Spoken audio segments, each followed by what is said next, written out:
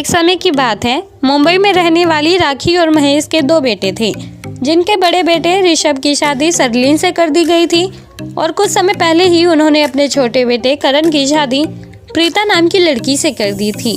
अपनी देवरानी आ जाने के बाद मानो सरलीन की मौज ही मौज थी।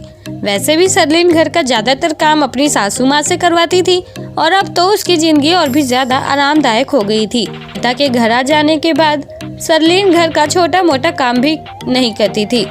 अब सरलीन रोजाना सुबह उठती, रेडी होती और खाना पीना खाकर तुरंत टीवी के सामने बैठ जाया करती थी। यही नहीं बल्कि सरलीन ने तो अपना छोटा मोटा काम भी अपनी देवरानी प्रीता से ही करवाना शुरू कर दिया था। भी टीवी देखते हुए कहती कि प्रीता मेरे लिए 1 कप चाय ले आना, तो कभी कहती कि आज मुझे कुछ अलग खाने का मन हो रहा है, और ये कहकर वो अपने पसंद का खाना भी बनवा लेती थी। और राखी भी अपनी बड़ी बहू को कुछ नहीं कहती थी, लेकिन अब पानी सर से ऊपर जा चुका था। सरलीन ने पूरे घर में अपनी मनमानी करनी शुरू कर दी थी। बेचारी प्रीता के कामकाज को देखकर लगता था कि वो उस घर में सरलीन की देवरानी बनकर नहीं बल्कि नौकरानी बनकर आई है। तभी राखी को लगता है कि अगर इसी तरह से चलता रहा तो बेचारी प्रीता के तो बुरे हाल हो जाएंगे। इसलिए राखी उसी दिन प्रीता के पास जाती है और कहती है कि आज तुम घर का कुछ काम नहीं करोगी और जो भी तुम्हें कुछ काम कहेगा तो तुम्हें उसे सिर्फ एक जवाब देना है, और वो ये कि तुम्हारी आज तबीयत बहुत ज्यादा खराब है, ठीक है।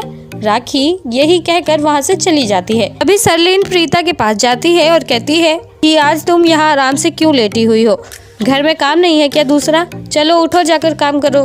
तभी प्रीता कहती है कि नहीं दीदी, आज मैं काम नहीं कर पाऊंगी, मेरी तबीयत बहुत ज्यादा खराब है और सर भी बहुत दुख रहा है। लेकिन सरलीन को कहाँ प्रीता का दर्द दिखता था, वो तो अपनी देवरानी को नौकरानी समझती थी ना। इसलिए उसने तुरंत प्रीता का हाथ पकड़ा और उसे रूम से बाहर ले जाने लगी। तभी राखी वहाँ आती है और अपनी बड़ी बहू को जोरदार थप्पड़ जड़ते हुए कहती है कि तुम्हारी हिम्मत कैसे हुई प्रीता के साथ जबरदस्ती करने की?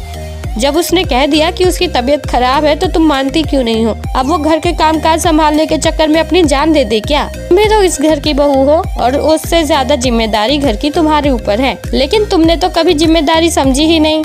मैं कभी कुछ कहती नहीं हूँ तो इसका मतलब ये नहीं है कि तुम घर में अपनी मनमानी करोगी।